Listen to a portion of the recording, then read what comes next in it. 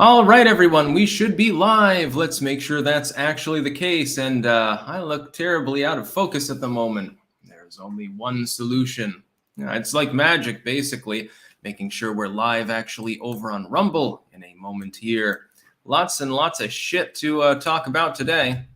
And of course, the kitty is plowing her way through. Okay, that's fine. Yeah.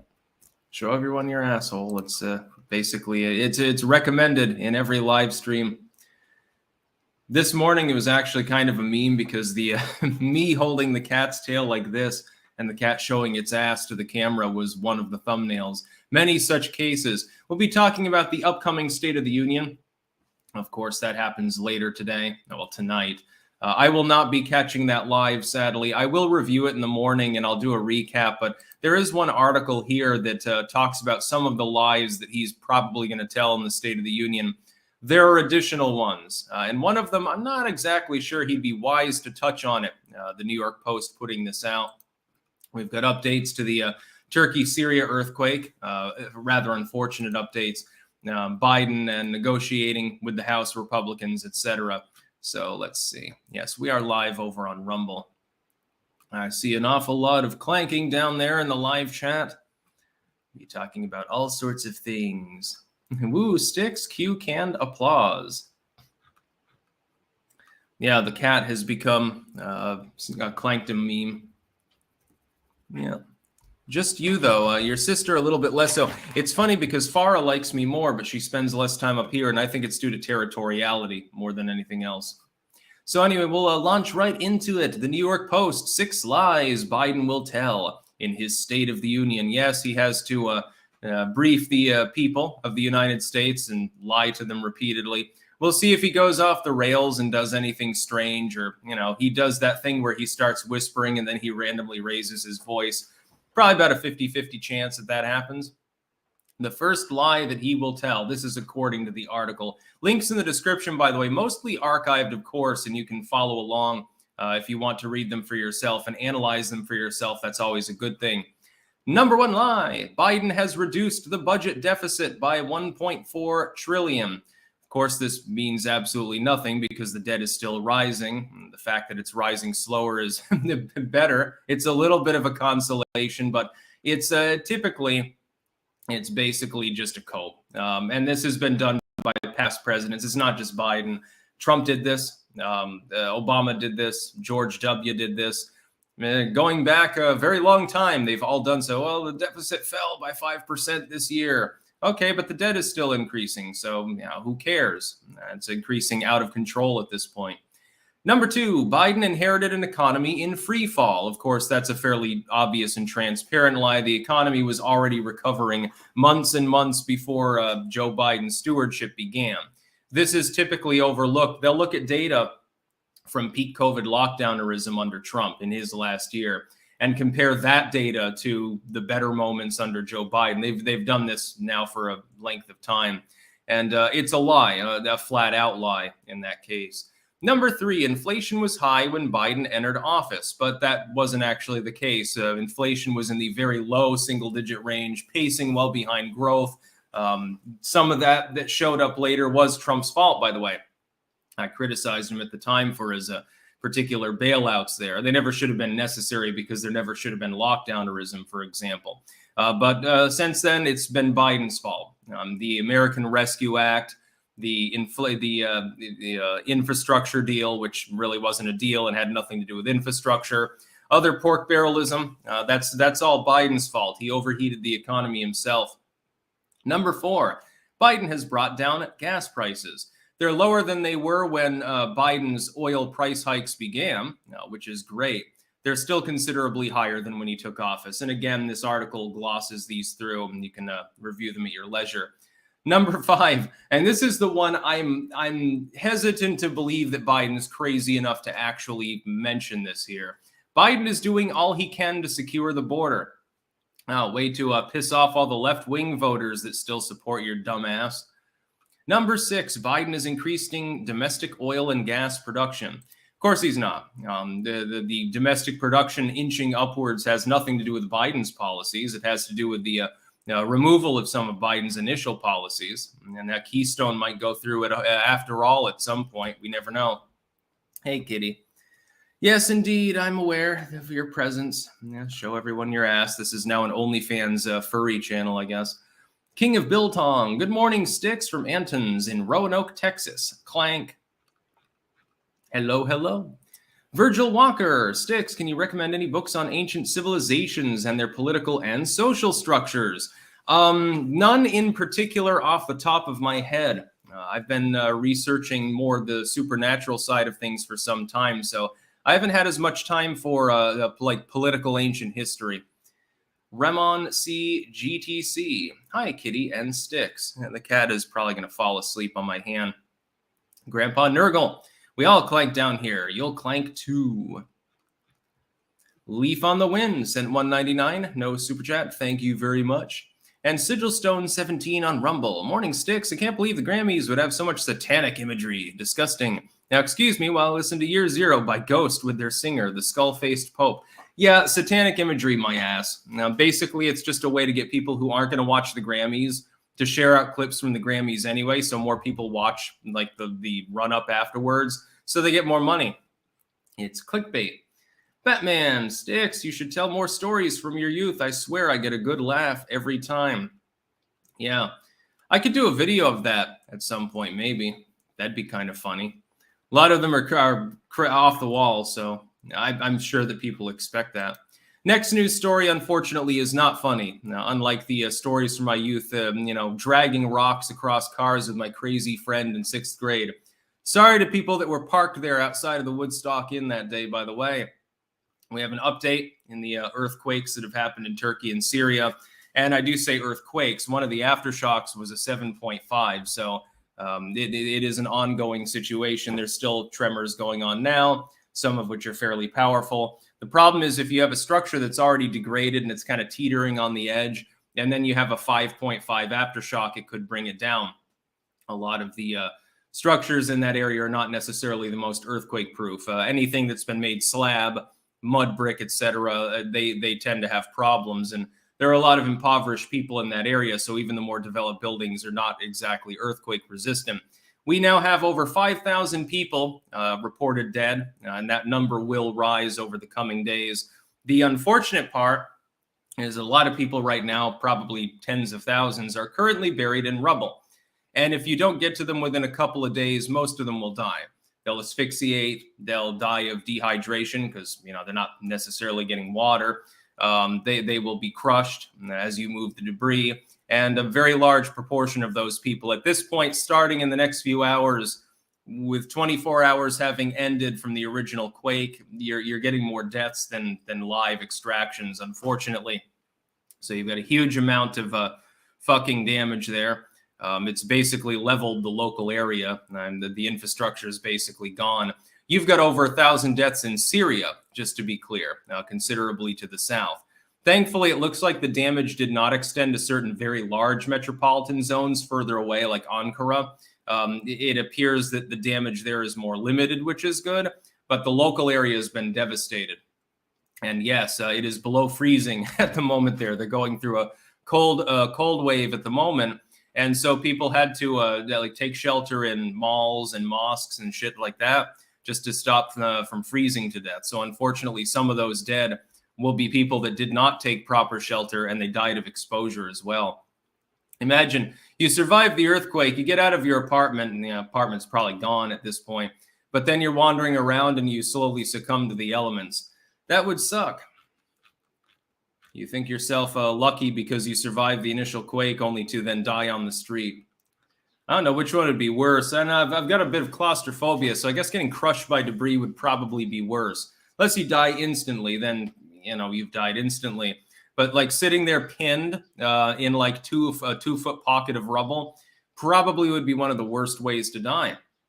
Fear the old blood. So what should the drinking game be for the SOTU tonight? Well, if you want to die of alcohol poisoning, just take a shot every time Biden lies. Disclaimer, that is obviously facetious. I don't encourage you to do that. If you want to be sober, just take a shot every time he says something that's reasonable, coherent, and true. You'll be totally sober. You'll be able to drive to your friend's house afterwards. Dinosaur 13.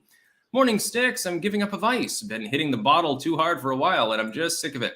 Instead of drinking, I'm either lifting or reading Art of War, John Locke, Plato, and The Prince. Interesting. By the way, the Locke reference is pointed. People will remember that from back in the day. Aland Child. Hey, Sticks. Never forget when they emotionally blackmailed the children for use as paper shields to save Grandma. Yes, it's always think of the kids or involving kids. That's when you know that you're about to get a hot mess of propaganda. Stormy Nova. What do you think is going on with all the earthquakes yesterday? Dumbs being destroyed? No, earthquakes sometimes happen in clusters. One halfway across the world can change the seismic conditions quite some distance away. That's number one. And number two, if you have a certain amount of quakes over a certain amount of time, sometimes you're going to get coincidental clustering. So there will come a day in the long, long span of history, maybe in the next 10,000 years, there's no way to tell, could happen tomorrow, where you'll get a 9.0 quake in Japan, and then you'll almost simultaneously get one off the coast of Africa or something like that, simply because of coincidence. They don't have to be particularly related. I seriously hope Biden is so stubborn he fights getting forced out. That would be funny. To see him run in 2024 with his obvious cognitive decline would be quite something. Ian O'Malley started writing weird fiction in the vein of H.P. Lovecraft, hoping to become more than just a crude imitation one day. Do you recommend any specific publishing strategies? Is the shotgun method best? I gave up with working with actual publishers in order to do it self-published with on-demand through KDP. I prefer that more. It's more easy. Basically, just don't breach copyright and don't release, rapey material and you're golden. Make sure that it's a proper customer experience. So if it's like loaded with fucking mistakes, improperly formatted, all fucked up, probably they won't publish it. In general, I would recommend that. I would recommend if you're doing fiction, I've done relatively less of that. Just let your creativity flow. I find it important to visualize what I want to, almost like I'm thinking of a movie more than a book, and then I write about what I'm seeing, if that makes any sense. For the handful of fictional works that I've made, I have a highly visual brain. Darun Aldain, Cat OnlyFans support. You twittered a crispy chicken question. Do a double deep fry. 1, cook till done and rest. 2, fry a second time. I've only been frying them once, but with panko and with the proper mix of herbs and spices, it's pretty delicious. I have to say I make pretty damn good fried chicken. I would prefer mine over KFC's, but that's sort of low-hanging fruit, I suppose. Domesticated Corpse. Thoughts on 11 Labs voice AI being used to make it sound like politicians and celebrities saying absurd stuff? I haven't laughed so hard in ages. No, I've heard of it, and I think that's a funny thing. And if somebody did an AI thing of me saying crazy shit, I would just laugh. Some people are getting their knickers in a twist over it. Oh my God, this is basically defamation. Oh my God, we need a law to stop this now. Oh, shut the fuck up. It's funny. Just relax. Everyone knows that it's not actually your favorite celebrity talking about fucking dead animals or something. Don't worry, you can relax. Remy, seen the videos of people trapped under rubble? Yeah, I guess some people that were trapped were live streaming their misadventure. Yeah, that would suck. I guess you got to pass the time some way. Imagine you're a TikToker and you're making TikToks under 15 feet of rubble. Hey, everyone, look at me. And on one of my legs is free. So, I can sort of bend my dick to the side and piss, downhill here. So I don't have to pee on myself. Maxwell Schules. In terms of horror, what are your thoughts on the back rooms? You hear about the new movie coming out about it? Never heard of it. Road Kills 78, a bit off topic. Your thoughts on what if the Dems recruit Dwayne "The Rock" Johnson for president? Well, then they're even more stupid than most of us believe. I do not believe that would be a legitimate candidacy that would take off. At the very least, he's got enough money to self-fund. Tango Juliet. Texan clanker of Filipino descent checking in. Thanks for being my morning news as I drive to work to manage leftoids. Thank you very much for your support. Not a bad account. McConnell McCarthy 24. Predictions on winners. Yeah, that'd be a funny one. They'd probably win like 2 states. I think that right now it is still most likely to be Trump v. random Democrat. It's very difficult to tell because we have to wait and see whether Biden is crazy enough to run or not. The problem of getting him out if he decides to run is that he's the incumbent. He doesn't need strong in-party support. A lot of the primaries would be suspended. Trump enjoys the same basic fact. He is the technical incumbent for the GOP, having been the last president, still eligible for a second term. And so challenging him is more difficult because some states might not even participate in the GOP primaries. Ian O'Malley, to be clear, KDP does more than virtual books. Yes, you can do paperbacks. In fact, I have some of them over there. I'd grab them, but I'd have to go off camera. I prefer paperback. I would recommend just doing paperback. Fuck digital books. Muddy Drip 6665. If the Grammys wasn't a satanic performance, what are some examples of blatant occult being publicly displayed and performed? Oh, I'm not saying that the ritualistic elements and symbolism isn't meant to be demonic. When you have a dude dressed as Satan surrounded by a bunch of women dressed as demons, that's pretty obvious. What I'm saying is that symbolism, while genuine, at least in the entertainment sense, in the Judeo-Christian symbolism sense, is not part of an actual ritual. Well, I mean, it is technically, it's a ritual to summon more money. That's what their purpose is. And it works. And that's why they throw random flashing pentagrams and shit and Masonic symbolism into music videos. You get 5-10% more audience. Well, that means clicks. That's a lot of money there. When you're running up 10 million, 20, 30 million views on a video, you add a few extra million, that's a good chunk of change. K-Row. Hey, Sticks, any opinion on Christians coming to terms with serving in warfare? I had issues talking with clergy after I returned from Afghanistan. I think that it's fairly clear in the Christian Bible that thou shalt not kill. I know they've been trying to sanitize that into thou shalt not murder. I noticed that this started around that time. I remember that little posters and shit about the 10 Commandments talking about thou shalt not murder began appearing around the time of the invasion of Afghanistan and Iraq. Not a bad account. How much honk is left? Enough honk for Biden 24? It would be difficult for them to do that, which is why they're probably encouraging him to stand down. By the way, you will hear baby noises in the background. She is upstairs at the moment, not out. Batman, Sticks, vote for honk honk 24. Gerald Armstrong, hear about Timmy Pool melting down last night about Eliza Blue. I have absolutely nothing to say about that story. I would go on Tim's show. I'd go on the Quartering show. I will make it clear here, though. One last time. I do not support banning people or punishing them in any way for posting publicly available material. It happened to the Quartering. It happened to Brittany Venti. It happened to a laundry list of others. Tree of Logic had a whole write-up about some of the people actually on Twitter that had been banned because they were posting, stills or little clips from a video that was actively online and available. It may run afoul of site TOS, but does it run afoul of US law? Of course not. It's fair use. For the purposes of criticism, etc., taking a small clip of someone else's work and deriving analysis from that is perfectly legal. And so she's crazy if she files a lawsuit, by the way. But I have no problem with Pool. I have no problem with Quartering because it doesn't affect me. I'm not part of it. My job is to create this kind of content, videos, etc., for clankers, for the masses. I am not paid to delve into e-drama. The only time that I even weigh in on other creators, except in a supportive manner, is if they attack me. So like when Scott Adams calls me an asshole, when Vaush starts in on me for absolutely no reason, me not even knowing who the fuck he was, something like that. Nicky Boy Floyd, say no to Dwayne The Rock Johnson and vote in Dominic Toretto. Family is everything. The Swamp Cleaner, here's a few bucks from the PR firm. Intradesting. Cindy Drellick, hi Sticks, I miss your live streams due to work. Clanking for you and your family and your mischievous cats, very much so. Just trying to support my favorite live stream from New Hampshire. New Hampshire, excellent state, where I was born actually. Next news story. Biden's utter no negotiations debt limit hypocrisy. We'll gloss through this one fairly quickly because it's a one-off. Biden is claiming that he does not intend to negotiate with the House GOP on a budget deal, while the legacy media lambastes the Republicans for trying to negotiate and do literally the job they're paid to do. What they were elected to do was to stand for their constituents within congressional districts. I hazard a guess that the majority of those districts did not vote for their candidates to simply greenlight everything Biden wanted to fund. The fact is, though, that this is bullshit. It's bullshit from the Biden admin. It's a bluff.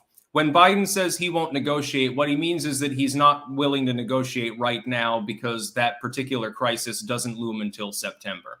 That's all it means.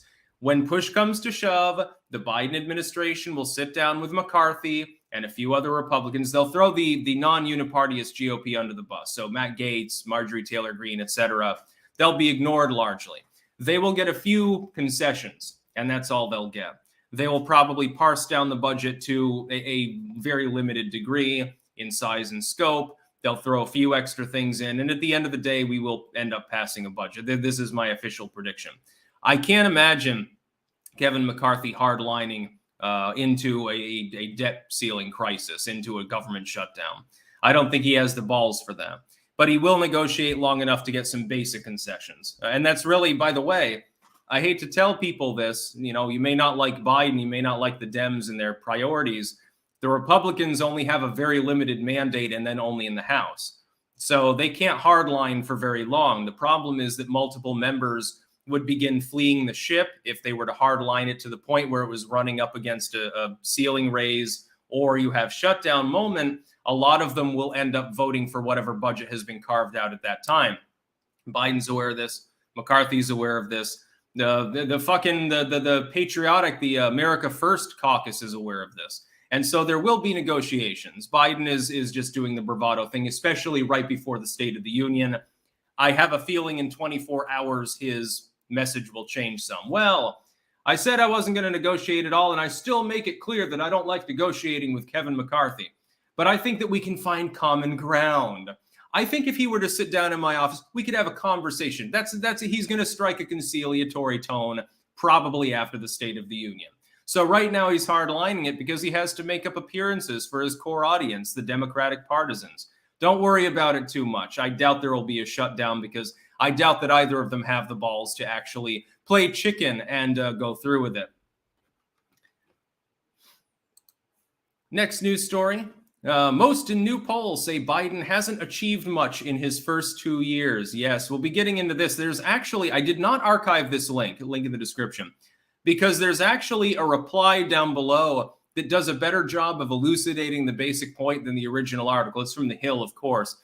Yes, indeed.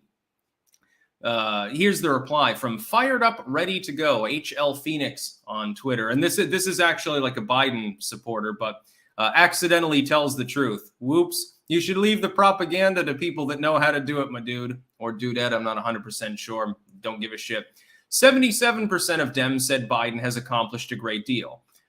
Okay, that makes sense. Partisan core, whatever. 32% of independents agreed. 7% of the GOP said the same. 93% of the GOP said Biden has accomplished not much or little or nothing. Now, I'm not sure exactly why they have both of these categories in there, but they do. Now, supposedly, according to this individual, this shows a massive disparities between parties. The poll should reflect who watches Fox and other right-wing media. I'm thinking to myself, let's look at your data for just a brief second, because you just literally abolished your own fucking premise. Only 32% of independents agree that Biden has accomplished a great deal. And the total that believe he's accomplished anything particularly significant is under 50%. Are you claiming that the majority of independent voters watch Fox News? And are you claiming that Fox at this point is even right-wing? Hell, it basically said Fox these days sounds like CNN back in the 1990s to me. So, there's that as well. And I say this as a non-conservative. Of course, I'm not going along with them on all issues, but when it comes to the uniparty versus literally everything else sort of thing, Fox is basically in bed with CNN, MSNBC, NBC News, and all the others. I've cautioned people about this for literally over a decade now. There are still people out there stupid enough not to pay me any heed when I warned them not to trust Fox News as far as you can throw it. And it's kind of hard to throw a multinationalist network very far. You need superhuman strength. Unless you're Superman, you shouldn't be trusting them. Here's the thing.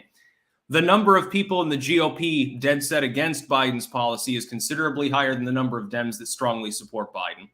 That shows a gap in enthusiasm, by the way, just to be clear. Independents tilt fairly far off in opposing Biden on this measure, thinking he hasn't accomplished much or just a little bit, you have disproven your own point, effectively. Just to be clear about this poster, I'm not surprised, though. Biden hasn't really accomplished much.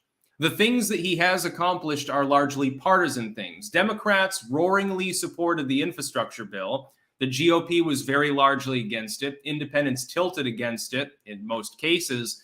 But it's mostly just a partisan issue.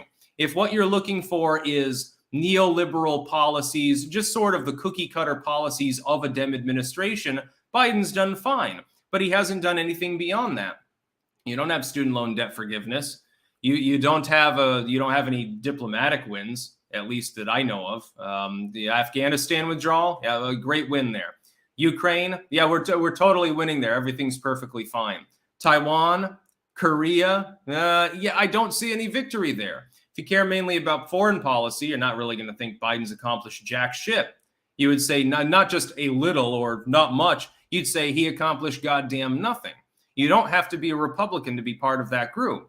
For domestic policy, a significant proportion of the population, including many independents and Democrats, are not doing well economically. That's really the sum and substance of why this poll came out this way, by the way. It's the money, stupid. David Hunter, have you watched the Lucifer TV show? Seems like a Greek mythology pushed through a Christian filter. I like that Lucifer ultimately becomes a redeemer. I have not heard of that. Lucifer TV show. Or maybe I heard of it, but I don't know anything about it. Michael Cricklow, is politics really downstream from culture anymore, considering half the country is constantly mocking celeb culture, i.e. the Grammys and woke movies? Yeah, it's all become a hodgepodge because of the internet of everything. Virgil Walker, do you think NATO is still necessary? And if so, do you think it'll ever not be? I have no problem with NATO existing. I deviate from some libertarians, by the way, on this particular topic. There's absolutely nothing wrong with multiple countries deciding to come together for a common defensive purpose. Does that mean that NATO always does the right thing and doesn't make grave errors? Of course not. We made a grave error over Ukraine, it seems. NATO is also currently locked down over the entry of new countries because the Turks don't want new countries joining. SP Elite. Zhashang Hao Zhanghu Xinzai Wo Yu Bing Chilling. Wohen Xuan Bing Chilling. Danshi Sudu Yu Giking 9 by Bing Chilling. Okay. Yeah, okay. Thank you for the money. Ozzy's Robots. Looked at a farm to buy, though not sure what I'm doing. Maybe a clanker will manage it. Was told the chickens stopped laying eggs due to the feed. Was feed modified to research sterility in our food? Is our food next? I don't know. I suppose it depends on what you're feeding them. You should, you should get a home farm. Just have a big ass garden. You know, you can do home farming on 1/4 of an acre and grow a shit ton of food. Then you can can it. Make your own pickled beets sometime. Make sure to add the cloves. Just trust me on that one. Evangelist Dr. Robert L. McKim Sr. I'm back in the house and sitting in my recliner. Good to know, my dude. Some of the comments are off the chain. Tango Juliet. He protected Ukraine from the China balloon. Yes, exactly. Clearly, it was headed over Kiev next. We had to take action at that point.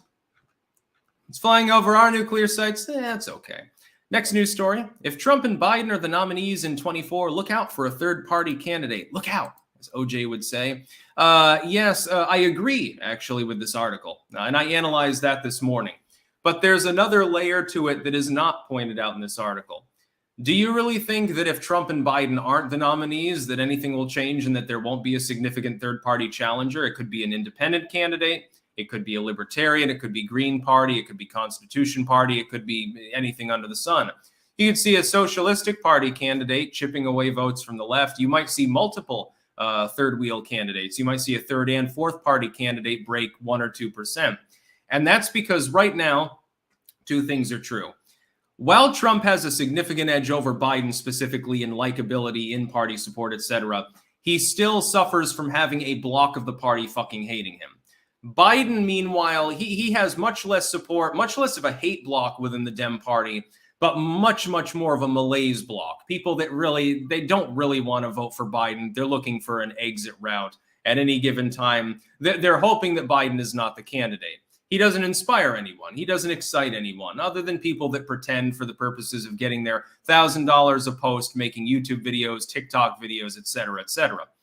I think that the other part, and this is something that's not mentioned much, even though it was big news during the last election, the number of independents massively growing over the last couple of years also plays a role. If a significant proportion of the electorate is not aligned with a party, even if they may ideologically align with elements and lean towards them in that fashion, if you don't have a candidate that excites them, and they don't have partisan leaning specifically, they are not, strictly speaking, they're not part of a party, they're more likely to vote third party, if that person sounds good.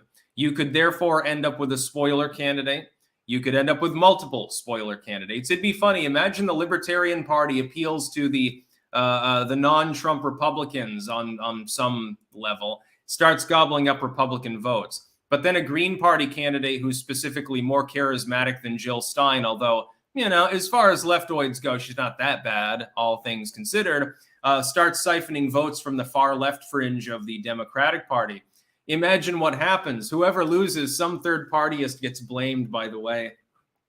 And it would be hilarious as hell.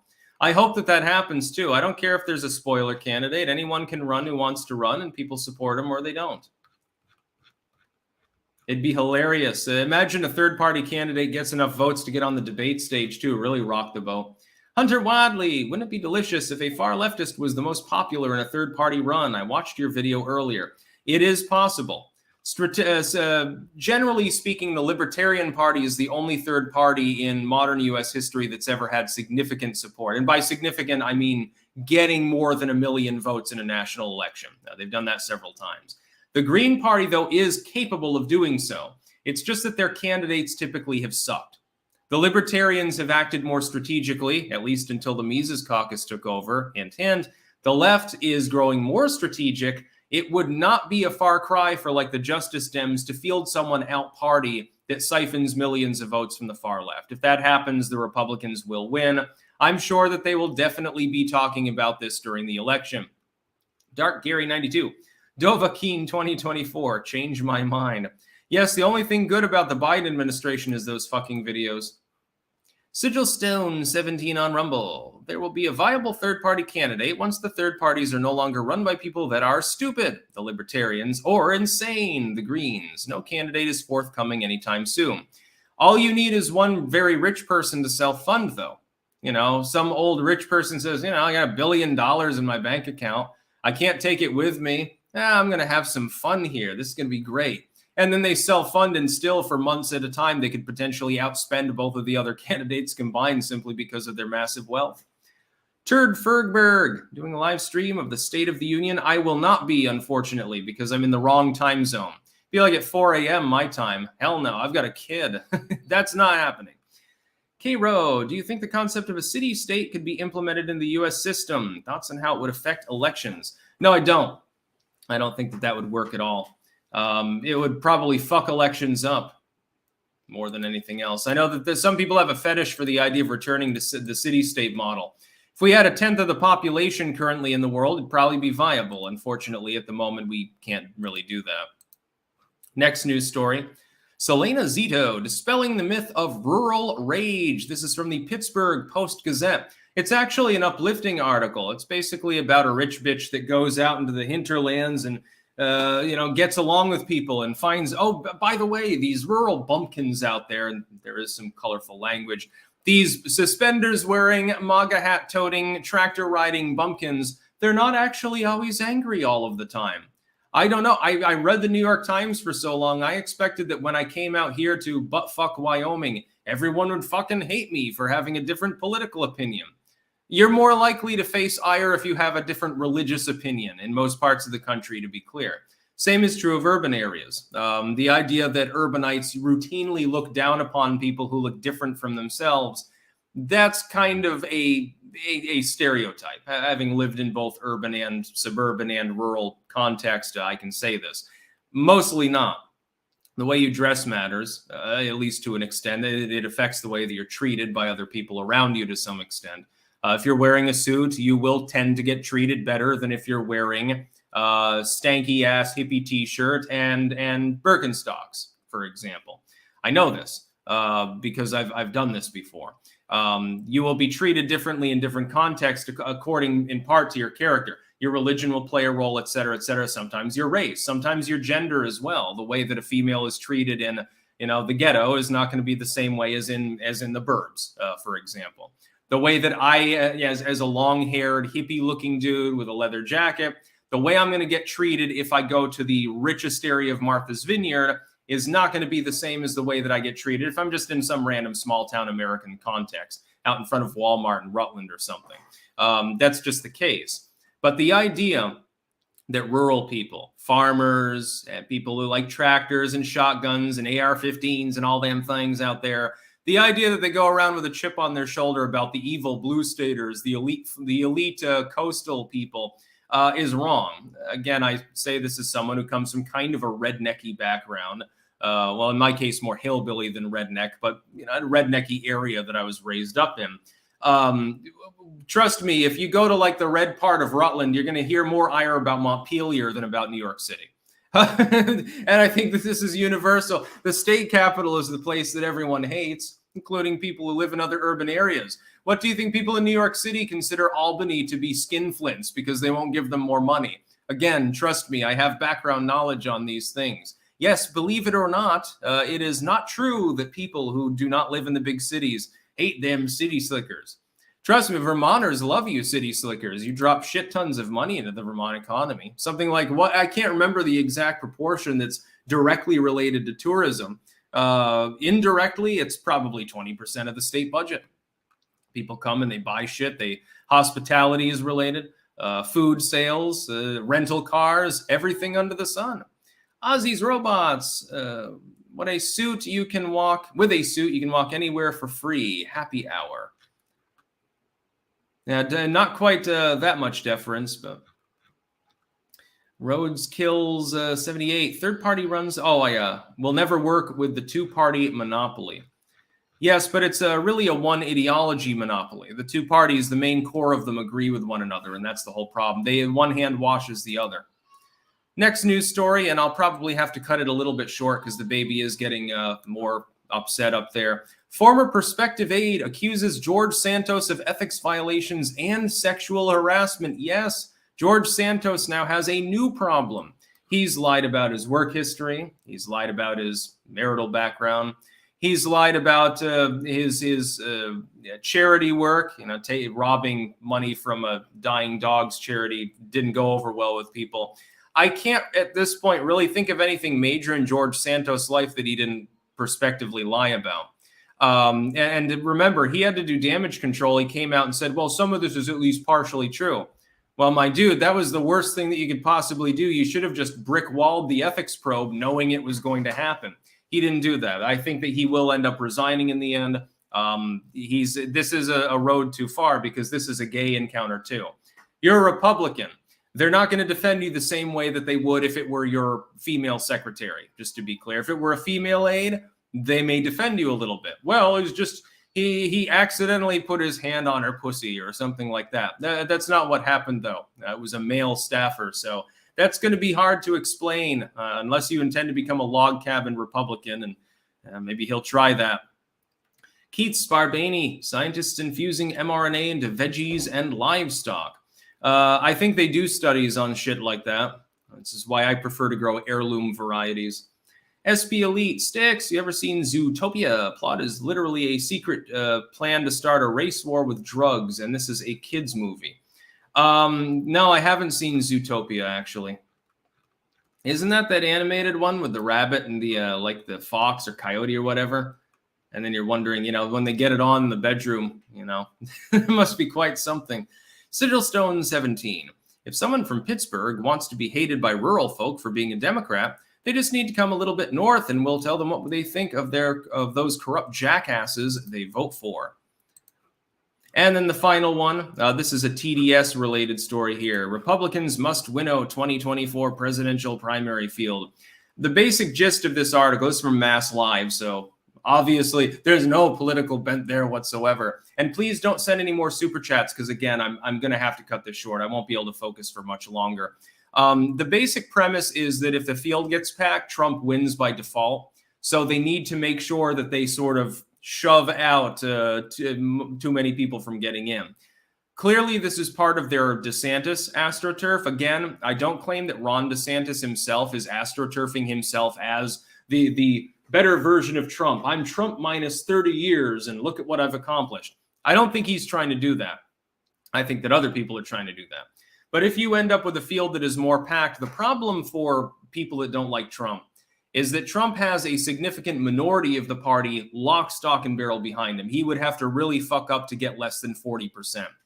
Therefore, if you have more than 2 or possibly 3 people opposing him, it's not possible anymore for them to win, because people will, they're all anti-Trump voters, potentially, otherwise, that are voting for other candidates. But they won't be able to choose. They'll have to choose based on broader ideology. DeSantis and Mike Pence are not the same.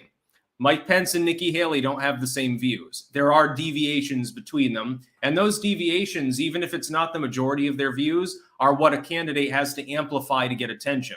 And so you'll end up with Team Nikki Haley, Team Mike Pence. You'd have Team Chris Christie. That would be a funny one. Team Marco Rubio or whatever. You'd have 5 or 6 down balloters that are robbing votes from whoever the main challenger to Trump is. The other problem, article doesn't mention this. If you attempt to have a Republican primary that is simply a referendum on Trump, yes or no, what have you just done? You've just justified Trump. You've made him the subject at play in your primaries. He doesn't even have to talk about broader ideology. You've made him the subject. Oh boy, won't that go over well? You'll end up having to give him undue massive amounts of attention. You'll drain it away from anyone else in the campaign. If it's Trump v. DeSantis, and they say everyone else stay out because otherwise DeSantis will lose, does that make DeSantis look strong, or does it make him look weak? It makes him look weak, and he'd be crazy, by the way, to get into the primaries anyway. There's another problem. The other massive problem is quite simple, which is right now, you've got a situation in which a significant proportion of the Republican electorate supports Trump. Even those that aren't voting for him in these polls saying, oh, who would you vote for today? Most of them support him and the job that he did. His in-party support is at Reagan levels. Well, how the fuck do you overcome that? There is no other person in politics in the modern sense that has that advantage.